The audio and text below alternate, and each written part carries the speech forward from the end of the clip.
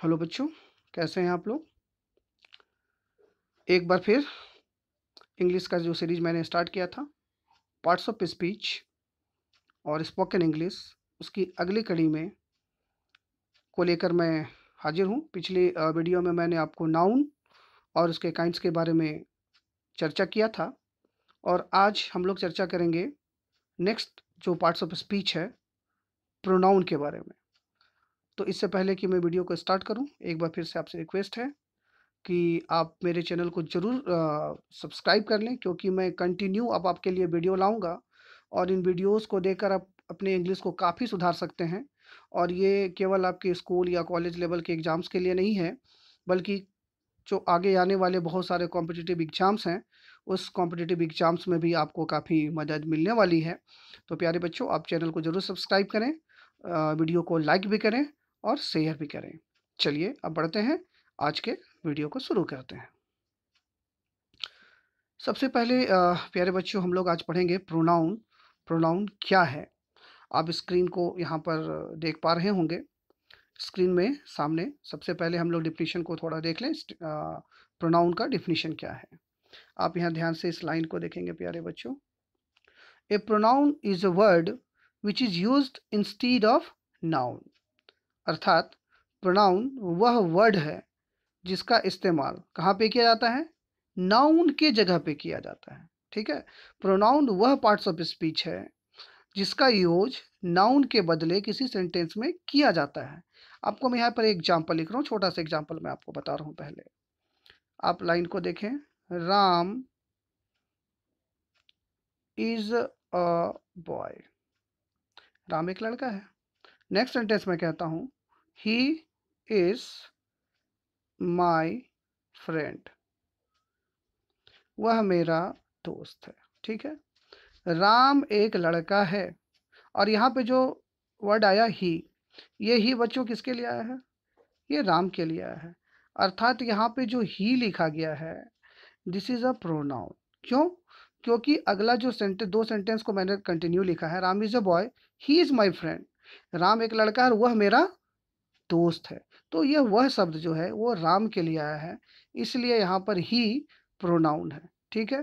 तो प्यारे बच्चों, ये बात आप लोग मन में एकदम गांठ बांध के रख लो कि कोई भी ऐसा वर्ड जो किसी सेंटेंस में इस्तेमाल किया जा रहा है और जो किसी न किसी नाउन के बदले यूज हो रहा है, यानी किसी नाउन को वो रिप्रेजेंट कर रहा है, तो आप ये समझ लें कि वो जो वर्ड है वो एक प्रोनाउन है। ठीक है प्यारे बच्चों। अब यहाँ पे आप एक लाइन को ध्यान से पढ़ें। इस लाइन को आप पढ़ें। My friend Raja came to my residence yesterday and Raja spend the whole day with me. अब इस लाइन को जब पढ़ रहे हैं तो आपको देखिए, ये जो राजा वर्ड है ये बार बार यहाँ रिपीट हो रहा है, तो इसे इस तरह से इंग्लिश लिखना अच्छा नहीं माना जाता है। अब आप दूसरे सेंटेंस को देखें यहाँ पर ध्यान से। My friend Raja came to my residence yesterday and he spend the whole day with me. इसमें भी, इस सेंटेंस का भी मतलब वही है जो पहले सेंटेंस का है। ठीक है प्यारे बच्चों। लेकिन यहाँ पर देखिए, यहाँ पे इस्तेमाल किया गया था राजा, और यहाँ पे जो ही वर्ड है, ये ही जो है वो एक्चुअली में राजा के लिए इस्तेमाल हुआ है। ठीक है। तो ही चूंकि यहाँ राजा, राजा क्या है? राजा एक नाउन है। ठीक है बच्चों।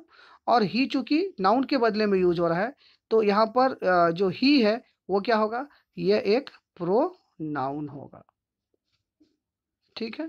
तो आपको ये बात समझ में आ गई होगी कि प्रोनाउन किसे कहा जाता है। ठीक है।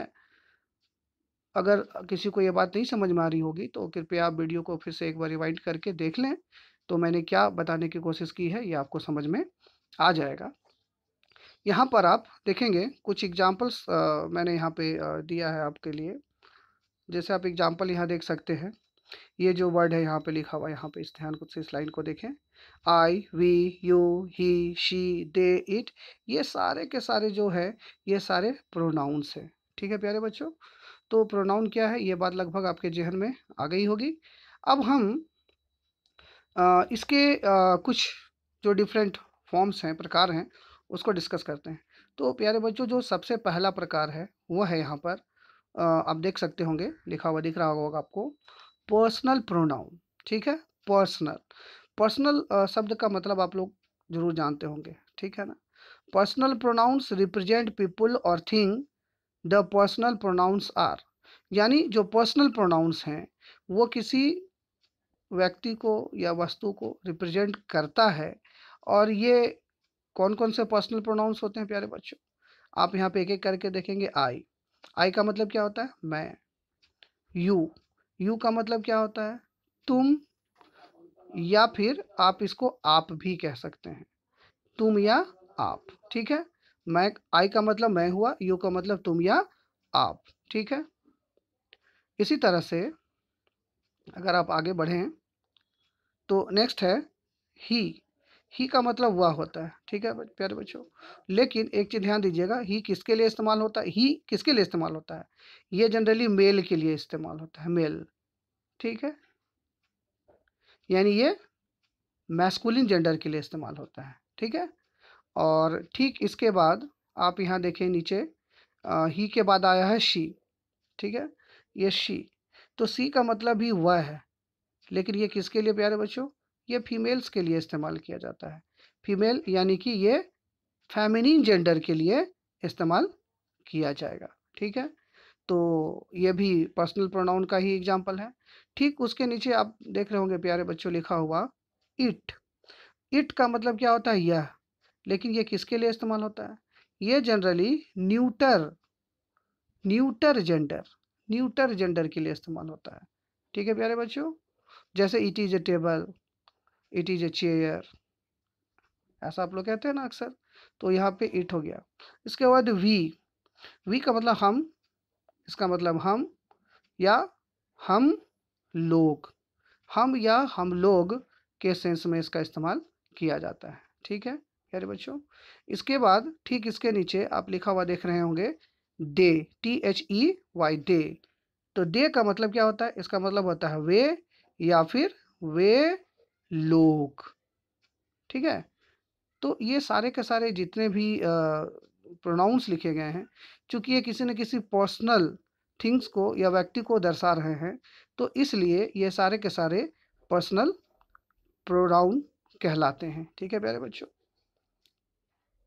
There are types. अब यहाँ पर अगर ध्यान से आप देखेंगे तो ये जो पर्सनल प्रोनाउन है इसको हम लोग या तो, आप पहला यहाँ पे देखें ऑब्जेक्टिव पर्सनल प्रोनाउन, और दूसरा जो है ये पॉजेसिव पर्सनल प्रोनाउन है।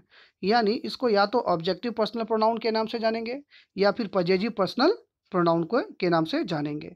तो सबसे पहले ये देखते हैं कि ऑब्जेक्टिव पर्सनल प्रोनाउन क्या है। In a sentence, if a personal pronoun takes the form of object of the sentence, it is called as objective personal pronoun. Objective personal pronouns are me, you, her, him, it, us, them and her, ठीक है। यहाँ पे जब आप इस line को पढ़ रहे होंगे तो आपको एक बात समझ में आ रही होगी कि in a sentence if a personal pronoun takes the form of object of the sentence, यानी कोई ऐसा प्रोनाउन है जो सेंटेंस में ऑब्जेक्ट का काम कर रहा है, ठीक है प्यारे बच्चों। तो ये ऑब्जेक्टिव पर्सनल प्रोनाउन कहलाते हैं। अब यहाँ पर एक बात कुछ बच्चों को शायद ये पता ना हो कि ऑब्जेक्ट और सब्जेक्ट क्या होता है। तो सब्जेक्ट का मतलब ये है कि सेंटेंस जो हम यूज़ कर रहे हैं, लिख रहे हैं, उसमें एक्शन या जो वर्ब है उसको कौन कर रहा है।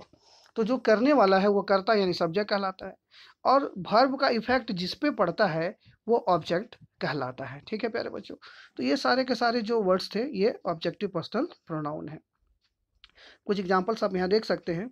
The principal said dear students our chief guest will address you, please don't force me to accept your gift, we have to advice him to live with her in their interest, it is hung on the wall, give us an opportunity, please treat them in a decent manner. तो यहाँ पे ये जितने भी word आ गए आपने देखा, यहाँ पे यू आया है, कहीं पर मी आया है, कहीं पर हिम आया है, ये सारे के सारे ऑब्जेक्टिव पर्सनल प्रोनाउन है। अब नेक्स्ट आते हैं पॉजेसिव पर्सनल प्रोनाउन। तो पॉजेसिव पर्सनल प्रोनाउन को यहाँ डिफाइन किया गया है प्यारे बच्चों। The kind of noun in a word which reveals the possessive aspect of an object और a person. The possessive personal pronouns are yours, mine, his, hers, ours, यानी जिससे किसी पोजीशन का पता चल रहा है। पोजीशन का मतलब समझते हैं ना प्यारे बच्चों?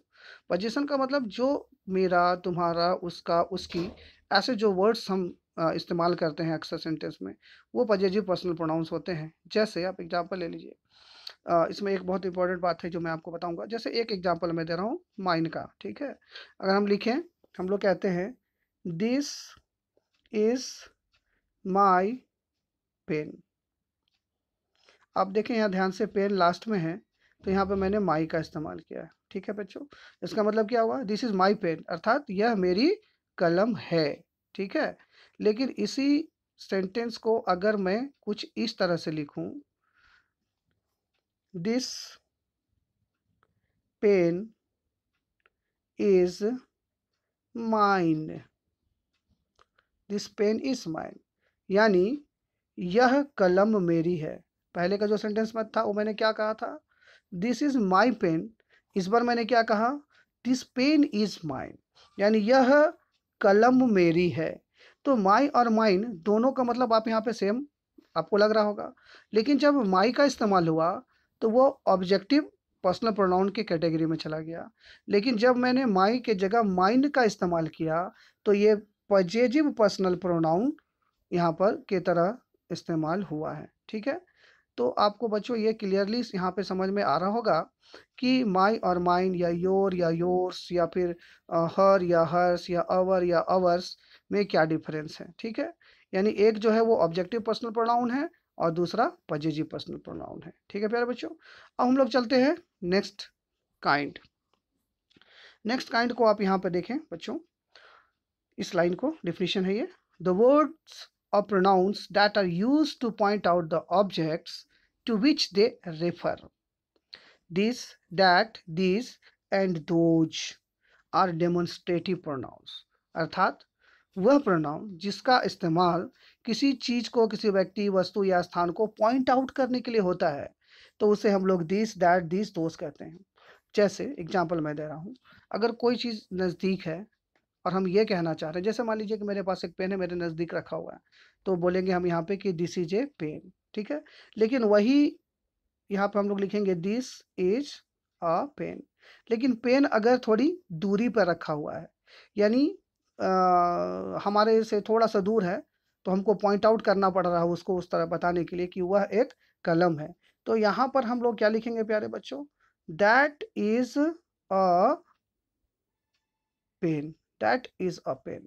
यानी अगर नजदीक है तो दिस और दूर है तो दैट, लेकिन दोनों का मतलब यहाँ पे यह या वह क्या सेंस है, यानी पॉइंट आउट करने के लिए किया जा रहा है। तो ठीक और इसी तरह से आप आगे देखेंगे दीज, यानी कोई चीज़, बहुत सारा चीज़ जो नज़दीक है तो वहाँ पे दीज का इस्तेमाल होगा, लेकिन कोई बहुत सारा चीज़ है जो थोड़ा दूरी पर है, उसको इंडिकेट करना है, तो वहाँ पे हम लोग दोज का इस्तेमाल करते हैं, ठीक है प्यारे बच्चों? तो ये दीज और दोज, ये जो प्रोनाउंस है, ये डेमोन्स्ट्रेटिव प्रोनाउंस कहलाएंगे। इसके बाद हम लोग आगे बढ़ते हैं। नेक्स्ट जो है प्यारे बच्चों, इंट्रोगेटिव प्रोनाउन। अब यहाँ पे आप देखिए जो इंट्रोगेटिव प्रोनाउंस है, इंट्रोगेटिव का मतलब क्या होता है? इंट्रोगेटिव का मतलब होता है प्रश्नवाचक। प्रश्नवाचक अर्थात जो प्रश्न पूछने के काम आए, तो इंट्रोगेटिव है। तो यहाँ पर ऐसे प्रोनाउन जिससे किसी प्रश्न को पूछा जाता है, तो जनरली वो प्रोनाउन का इस्तेमाल हम लोग मानते हैं कि इंट्रोगेटिव प्रोनाउन के तौर पे हो रहा है। आप इस डिफिनेशन को देखिए, an interrogative pronoun is used to ask questions. The interrogative pronouns are who, whom, which, where, whoever, wherever, whichever and whatever। यानी ये जितने भी आपको यहाँ स्क्रीन पे दिख रहे हैं, ये सारे के सारे इंट्रोगेटिव प्रोनाउंस हैं, ठीक है? कुछ एग्जाम्पल्स यहाँ देखें। जैसे यहाँ पे पहला लाइन जो दिया गया है, हु डिस्कवर्ड अमेरिका, यानी अमेरिका की खोज किसने की? By whom this book was written, किसके द्वारा यह किस पुस्तक लिखी गई है? Which is your choice of the gift articles exhibited here, यानी विच इज योर चॉइस, यानी जो भी आर्टिकल्स यहाँ एग्जिबिटेड हैं उसमें से तुम्हारा चॉइस क्या है? What is your ambition in life, तुम्हारे जीवन का क्या एम्बिशन है, क्या लक्ष्य है? It is not your duty to enter the name of whoever visits this premises, यानी क्या यह तुम्हारी ड्यूटी नहीं है कि जो कोई भी इस प्रीमिसेस में आता है उसका नाम को तुम लिख लो, हुएवर। तो ये जितने भी यहाँ पे आप देख रहे होगे प्रोनाउंस का इस्तेमाल हुआ है, ये सारे के सारे इंट्रोगेटिव हैं। क्यों है इंट्रोगेटिव? क्योंकि इसका इस्तेमाल किसी न किसी क्वेश्चंस को पूछने के लिए किया गया है। ठीक है प्यारे बच्चों, अब आगे बढ़ते हैं हम रिलेटिव प्रोनाउन। रिलेशन, रिलेटिव से बनता है रिलेशन। रिलेशन का मतलब संबंध। आप यहाँ पे ध्यान से देखें रिलेटिव प्रोनाउंस के बारे में। Relative pronoun is a word which joins statements performing the work of a pronoun and also the work of a conjunction। अर्थात रिलेटिव प्रोनाउन जो हैं वो केवल प्रोनाउन का ही काम नहीं करते हैं, बल्कि एक कंजक्शन का भी काम करते हैं। कंजक्शन, कंजक्शन क्या होता है? जो किसी दो चीज़ को, दो सेंटेंस को, दो वर्ड को जोड़ने का इस्तेमाल के लिए इस्तेमाल हो, कंजक्शन है। यहाँ पे आप देखें, लाइन देखें प्यारे बच्चों इसको। Yesterday I met my friend Chandran, Chandran had just recover from his illness. Now अब इस ब्लू कलर की लाइन को आप देखें। Yesterday I met my friend Chandran who had just recovered from his illness. प्यारे बच्चों यहाँ पे जो हु है, एक्चुअली में यहाँ पे ये इंट्रोगेटिव प्रोनाउन नहीं है। क्यों? क्योंकि ये दो सेंटेंस, इसको और इस सेंटेंस को कनेक्ट करने का काम कर रहा है, यानी ये यहाँ पर सेंटेंस कनेक्टर यानी कंजक्शन का काम कर रहा है। तो ये यहाँ पर जो प्रोनाउन है, चूंकि ये कंजक्शन का भी काम कर रहा है, इसलिए ये रिलेटिव प्रोनाउंस कहे जाएंगे। ठीक उसी तरह से विच है या दैट है, इनका भी इस्तेमाल रिलेटिव प्रोनाउंस के रूप में किया जाता है। ठीक है प्यारे बच्चों, आगे बढ़ते हैं। Indefinite pronoun.